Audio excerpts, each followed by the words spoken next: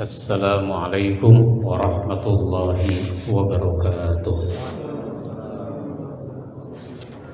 Alhamdulillahi rabbil alamin alladzi an'amana bi ni'matil iman wal islam. Asyhadu an la ilaha illallah wahdahu la syarikalah wa asyhadu anna Muhammadan abduhu wa rasuluh la nabiyya ba'dah. Amma ba'd. Jamaah sekalian yang saya hormati, saya alhamdulillah baru menerbitkan buku yang ke-60. Judulnya Wahai Orang yang Beriman. Ini buku 600 halaman. Buku ini membahas tentang ayat-ayat Ya ayyuhalladzina amanu, hai orang-orang yang beriman. Di dalam Al-Quran ada 89 ayat yang membahas ya ayyuhalladzina amanu itu. Karenanya sebagai orang beriman menjadi penting buat kita mengkajinya, karena memang ditujukan wabil khusus kepada kita. Sebab di dalam Quran itu ada ya ayyuhan nas, hai manusia. Ada ya ayyuhan nabiyyu, hai nabi. Lah ini ya ayyuhalladzina amanu. Satu di antaranya saya mau bahas pada kesempatan ini, ayat yang sering disampaikan oleh para khatib. Ya ayyuhalladzina amanut taqullaha haqqa tuqatih wa la tamutunna illa wa antum muslimun. Hai orang-orang yang beriman, bertakwalah kamu kepada Allah dengan sebenar-benar takwa. Jangan sampai kamu mati kecuali dalam keadaan tunduk, patuh, taat, berserah diri kepada Allah. Sesudah ayat ini turun, para sahabat Nabi itu resah, gelisah. Kita pernah resah gelisah nggak Pak? Kekhawatiran gitu, pernah ya? Sebabnya apa itu Pak? Khawatir apa? Ada yang khawatir nggak punya duit, ada yang khawatir sakit, ada yang khawatir tua, macam-macam kekhawatiran yang sifatnya duniawi. Kalau yang punya jabatan khawatir jabatannya lepas, berakhir. Yang jadi caleg ada nggak khawatirnya? Khawatir tidak terpilih. Padahal semua caleg pasti dipilih. Pasti dipilih kan? Ada nggak ya caleg nggak dapat suara gitu? Enggak kali, minimal dari dia dan keluarganya kan gitu. Nah ini sahabat kenapa resah, kenapa gelisah? Rupanya mereka khawatir tidak termasuk haqqa tuqatih. Nah itu dia. Khawatir tidak termasuk orang yang bertakwa dengan sebenar-benar takwa. Makanya mereka meningkatkan kualitas dan kuantitas pengabdian kepada Allah, kualitas dan kuantitas ibadah kepada Allah.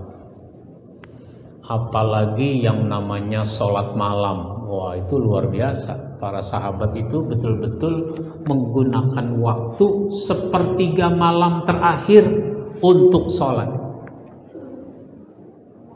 Kalau disebut sepertiga malam, itu malam dibagi 3. Malam itu dari maghrib sampai subuh, itu namanya malam. Ini hari apa ini? Ini hari Kamis. Hari Kamis ini akan berakhir pada waktu maghrib. Maka habis maghrib itu namanya sudah malam Jumat. Cuma kita sering menyebutnya Kemis malam. Mestinya nyebutnya malam Jumat. Kenapa? Karena Kemis udah berakhir pada waktu maghrib. Nah, jadi kalau malam dari maghrib sampai subuh dibagi 3, itu artinya sepertiga malam pertama itu dari jam 6 sampai setengah 10. Sepertiga malam kedua dari setengah 10 sampai jam 1. Sepertiga malam ketiga dari jam 1 sampai menjelang subuh. Jadi betul-betul para sahabat itu sholat tahajudnya dari jam 1 sampai menjelang subuh. Kalau kita sholat tahajud jam berapa? Sekalipun jam 2, berapa jam? Bukan cuma jam berapa, tapi berapa jam. Nah itu begitu. Sampai ada sahabat karena bacaannya panjang, bacaannya banyak, waktu sholatnya lama, itu khawatir ada yang ngantuk, tertidur sambil sholat, lalu jatuh, itu khawatir. Nah, makanya sebelum sholat itu pasang tali, sehingga nanti tali itu ada di sela-sela ketiaknya. Allahu Akbar. Nah, itu di sini ada tali nih. Jadi seandainya ngantuk, oleng, nggak jatuh, nggak. Kenapa? Ditopang oleh tali atau tambang. Petinju pernah nggak keluar dari ring? Nah, meskipun dipukul habis-habisan, dia nggak keluar dari ring. Kenapa? Ada tambang. Nah, ini sudah sampai pada tingkat berlebihan. Para sahabat itu ibadahnya sudah sampai pada tingkat berlebihan. Karena sampai ada telapak kakinya yang melebar karena dirinya lama. Tiap malam begitu. Nah, itu berlebihan. Kalau saya sih nggak khawatir. Kalau di sini nggak ada yang berlebihan ibadahnya. Yang ada kekurangan. Nah, gitu. Kalau dulu sahabat-sahabat tuh ada yang berlebihan dalam ibadah, sehingga ditegur. Nah, turun ayat berikutnya, surat At-Taghabun ayat 16. Fattaqullaha mastata'tum. Maka bertakwalah kamu kepada Allah semampumu. Semampumu saja, jangan sampai berlebihan. Cuma kita ini kalau dibilang semampumu suka ngambil yang minimal. Saya sholat kalau 5 waktu nggak mampu, kalau 3 sih mampu. Jadi saya sholatnya 3 aja. Nah, itu mau ngambil yang minimal. Bertakwalah kamu kepada Allah seoptimal mungkin. Nah, itu lebih enak. Seoptimal mungkin. Maka biar supaya takwa seoptimal mungkin, di dalam ayat ini disebutkan wasma'u, mendengarlah. Dengar. Mau mendengar. Mendengar apa? Mendengar nasihat. Karena nasihat itu penting. Yang tidak tahu jadi tahu dengan nasihat, yang lupa jadi ingat dengan nasihat. Makanya sahabat-sahabat enggak nunggu Nabi menyampaikan nasihat-nasihat melalui khutbah. Kalau khutbah kan cuma Jumat. Maka ada sahabat yang menemui Nabi secara khusus, secara langsung minta nasihat. Nah, itu tip. Jadi mau mendengar nasihat, mau mendengar khutbah, mau mendengar ceramah, mau mendengar ayat-ayat dibacakan, ini wasma'u. Yang kedua, wa'ati'u, taati, taat. Apa yang sudah didengar itu baik, taati, laksanakan. Nah, kemudian kalau mau takwa, wa anfiqu khairal li anfusikum. Berinfaklah yang baik untuk dirimu. Jadi kalau kita berinfak sebenarnya manfaatnya buat diri kita juga. Meskipun orang lain dapat manfaat, tapi sebenarnya kita yang dapat manfaat. Karena citra diri kita menjadi baik di hadapan Allah dan di hadapan manusia. Sehingga orang-orang suka bilang, oh, dia orangnya dermawan. Nah, kan kalau orang duitnya ada, duitnya banyak, enggak berinfak, orang malah bilang apa? Ah, Bapak mah enak punya tetangga orang kaya. Ah, kaya apa dia? Orang pelit kayak begitu. Nah, citra dirinya buruk karena pelit. Wa may yuqashuha nafsihi faulaika humul muflihun. Siapa yang dihindarkan dirinya dari kekikiran, maka dia termasuk orang yang beruntung.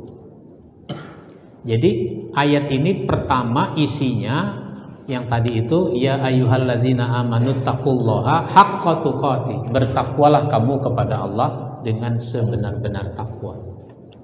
Nah, yang kedua, seruan Allah kepada orang beriman di dalam ayat ini adalah wala tamutunna illa wa antum muslimun. Jangan sampai kamu mati kecuali dalam keadaan muslim.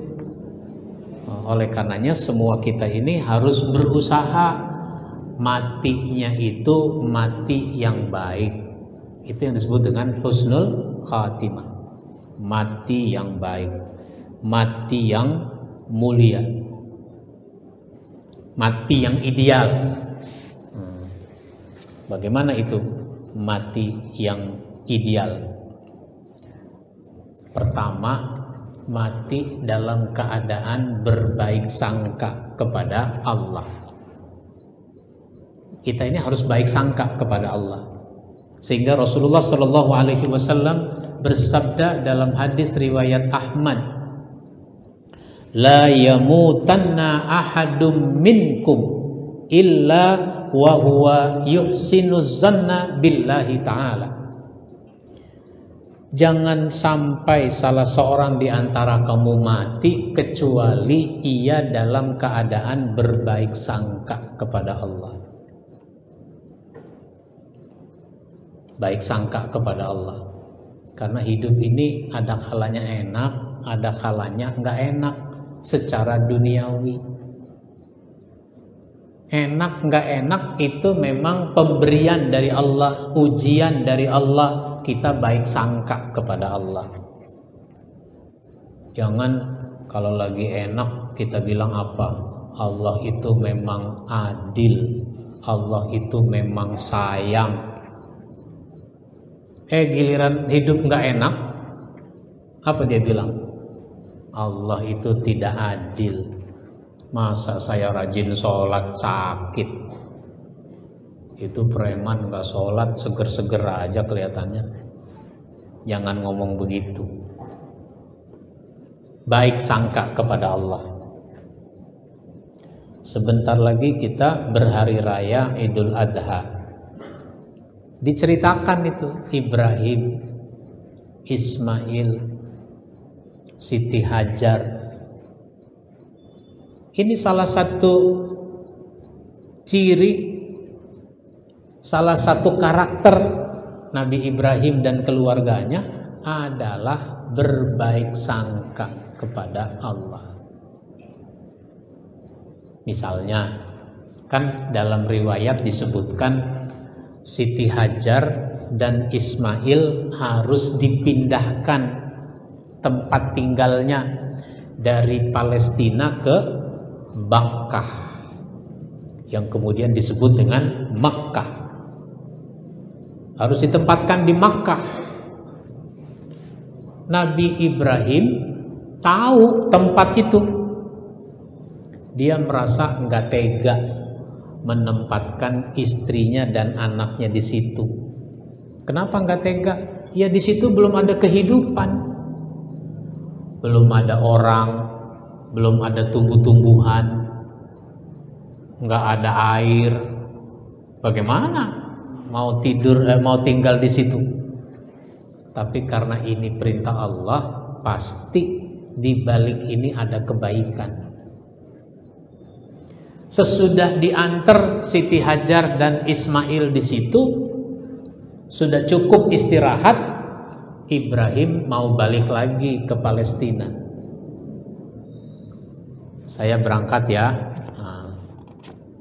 Berangkat dia. Baru jalan beberapa langkah, Siti Hajar memanggilnya. Pak, berhenti.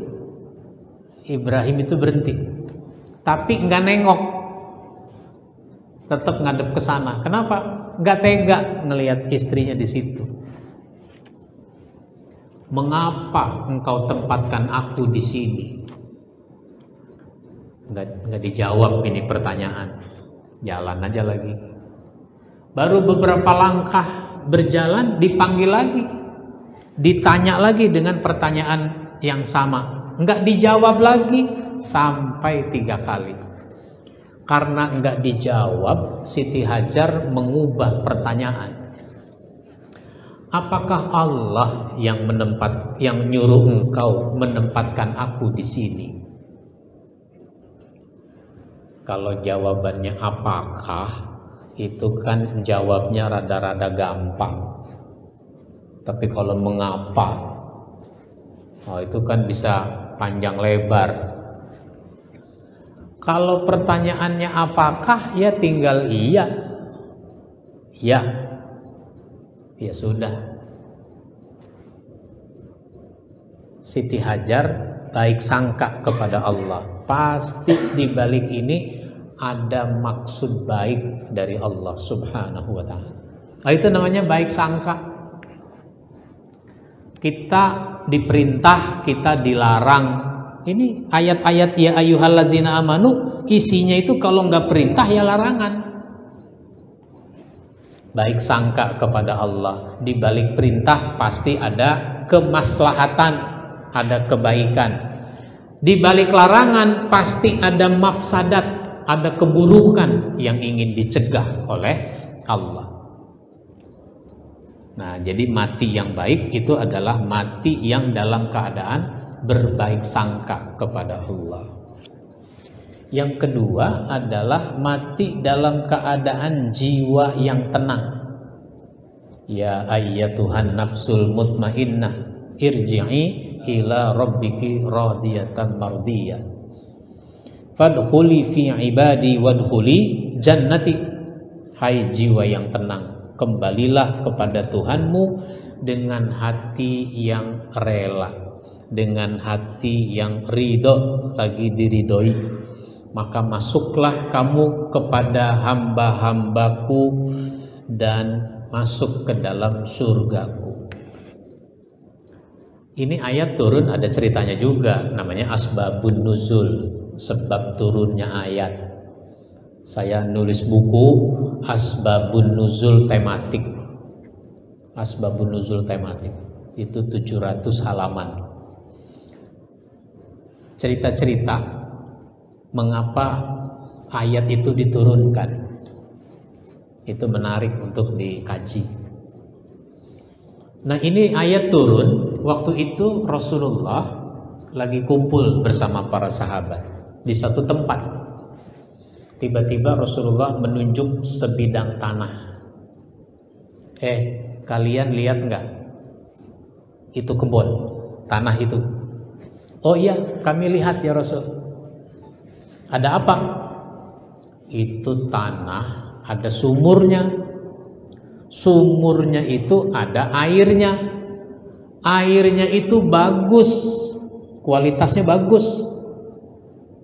Banyak orang memerlukan airnya itu. Cuma sayang punya orang Yahudi. Kalau ada di antara kalian yang bisa beli, bagus, beli. Akhirnya apa? Utsman bin Affan membeli tanah itu. Katakanlah kalau kayak bahasa kita, udah balik nama. Sertifikatnya udah ganti. Dia bilang pada Rasul, ya Rasul, itu tanah udah saya beli, sehingga sekarang sudah menjadi milik saya. Kata Nabi, bagus kalau kamu bisa mau mewakafkannya, sehingga nanti kaum muslimin bisa mengambil airnya leluasa. Karena kalau sudah diwakaf itu harta sudah menjadi milik bersama, nggak boleh dijual. Kalau bahasa kita udah nggak boleh pindah tangan. Diwakafkan oleh Utsman itu. Setelah diwakafkan, orang dipersilahkan ngambil air. Banyak orang yang ngambil air, memang sangat dibutuhkan. Ngambil air. Utsman melihat banyak orang ngambil air sehingga hartanya bermanfaat bagi banyak orang. Itu yang membuat Utsman jadi tenang hatinya, sehingga Allah bilang, hai orang yang berjiwa tenang. Itu maksudnya Utsman bin Affan. Jadi seorang muslim, dia jiwanya jadi tenang kalau sudah beramal soleh, kalau keberadaannya sudah memberi kontribusi manfaat yang besar. Nah begitu. Itu namanya mati yang ideal, mati dalam keadaan jiwanya tenang. Baik, saya sisakan waktu. Mungkin ada yang mau menanggapi, ada yang mau bertanya. Ya, silakan Pak.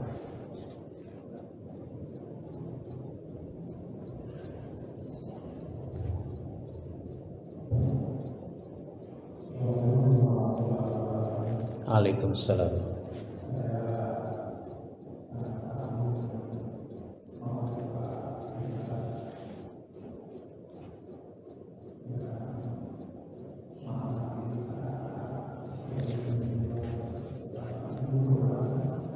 Bapak nggak usah pakai mic deh, suaranya keras. Suaranya jauh, nggak jelas. Maksudnya pakai mic. Ya, nggak usah pakai mic, tapi suara Bapak dikeraskan. Ya, mic-nya jauhin dikit. Ya.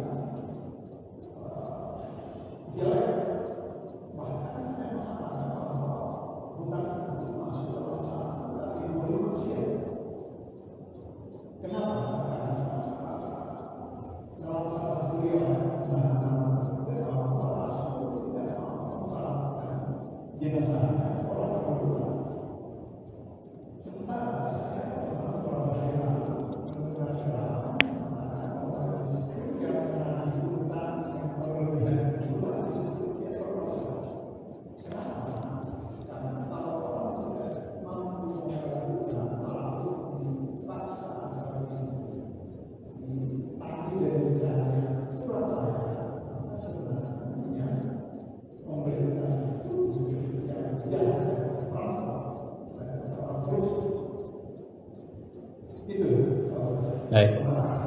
Ya. Utang itu kalau dibutuhkan, saya punya kebutuhan penting, tapi saya nggak punya uang untuk memenuhinya, maka saya pinjem kepada teman, kepada saudara. Maka saya punya utang sama teman saya, sama saudara saya. Boleh, namanya juga kebutuhan. Yang tidak bagus adalah kalau utang jadi gaya hidup. Nggak butuh tapi utang. Kenapa? Karena dia pengen membiayai gaya hidupnya. Dan kalau dia ngutang nggak mampu dia membayarnya. Nah, itu yang tidak benar. Jadi yang tidak benar itu bukan utangnya, tapi nggak mau bayar utangnya. Nah, bedakan itu.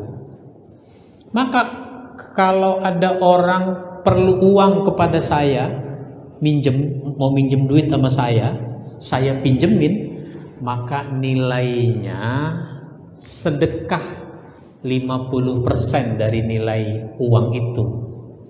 Bapak perlu duit 1 juta, mendesak, Bapak minjem sama saya pinjemin, maka saya meminjamkan uang itu dapat nilai sedekah senilai 500.000. Kalau ada orang utang, dulu kan Nabi lagi di masjid. Ketika lagi di masjid, dibawa masuk jenazah, mau disolatkan. Waktu mau menyolatkan jenazah, Nabi katakanlah kalau bahasa kita sambutan dulu. Di dalam sambutannya beliau bertanya, hal taroka syai'a, apakah ini almarhum meninggalkan sesuatu apa tidak? Ninggalin warisan apa enggak? Oh, yang hadir jawab lah, tidak.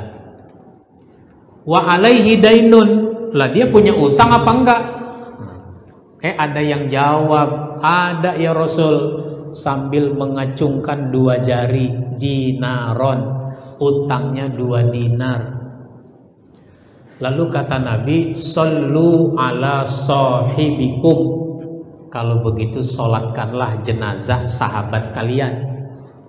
Nabi nyuruh sahabat aja kalau begitu yang menyolatkan. Nabinya nggak mau, bukannya nggak boleh, Nabi nggak mau, makanya disuruh sahabat. Lah kenapa Nabi nggak mau? Jadi bedakan tuh antara nggak mau sama nggak boleh. Ini kadang-kadang orang nggak paham bahasa, nggak mau bilangnya nggak boleh. Sama kayak makanan, saya nggak doyan, maka saya nggak mau makan. Atau saya pantangan, saya nggak mau makan, bukannya nggak boleh makanan itu. Nah, terus kenapa Nabi sampai nggak mau? Ya, Nabi itu kan pemimpin. Namanya pemimpin jadi rujukan orang. Jangan sampai nanti ada orang ngomong, utang mah nggak dibayar juga nggak apa-apa. Yang penting kalau mati disolatkan sama Nabi. Kalau Nabi yang menyolatkan, masa iya doanya nggak dikabulkan? Jangan sampai ada orang ngomong begitu, Nabi nggak mau. Itu namanya meremehkan utang. Karena Nabi nggak mau menyolatkannya, ada sahabat namanya Abu Qatadah, hadir dia di situ. Dia bilang apa? Ya Rasul, huma alayya ya Rasulullah. Kalau begitu utangnya saya yang bayar, utangnya saya yang nanggung.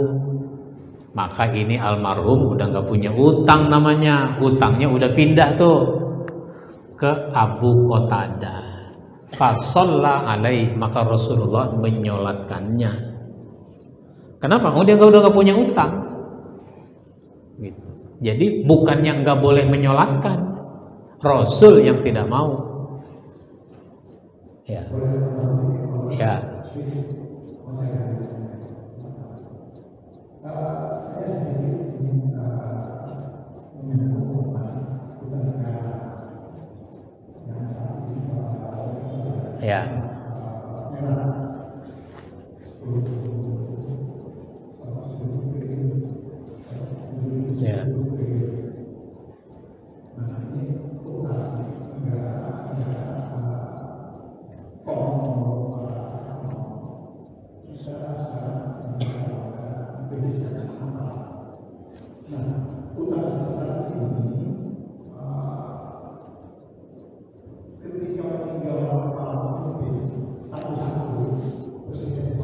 Ya. Ya.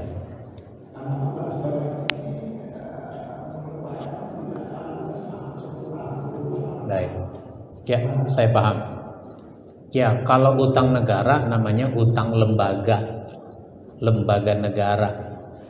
Bukan utang pribadi. Jadi bukan utang Jokowi, tapi utang presiden. Kenapa? Jokowi besok berakhir sebagai presiden. Presiden berikutnya yang menanggung utang. Nah, itu begitu.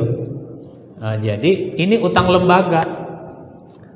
Perusahaan juga punya utang lembaga.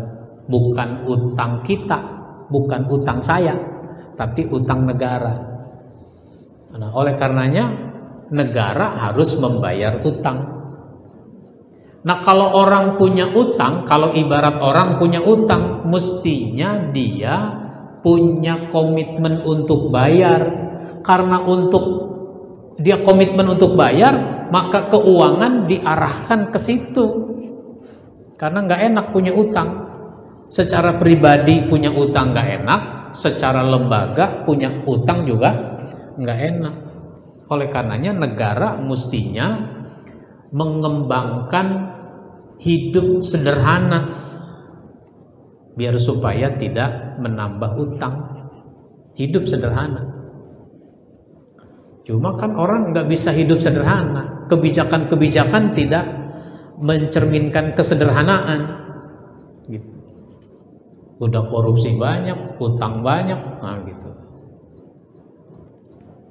Jadi begitu anunya. Jadi utang ini bukan utang kita sebagai rakyat, tapi utang negara. Persoalan berikutnya adalah karena negara itu harus bayar utang, akhirnya berimbas pada rakyat. Karena negara itu dapat duitnya salah satunya dari pajak. Sehingga apa aja mau dipajakin kan gitu. Apa aja dipajakin. Baik begitu Pak. Baik. Udah jam 1. Cukup. Mudah-mudahan bermanfaat buat kita semua. Insya Allah kita sambung pada kesempatan berikutnya. Kita akhiri dengan baca hamdalah. Alhamdulillahirabbil alamin. Wassalamualaikum warahmatullahi wabarakatuh.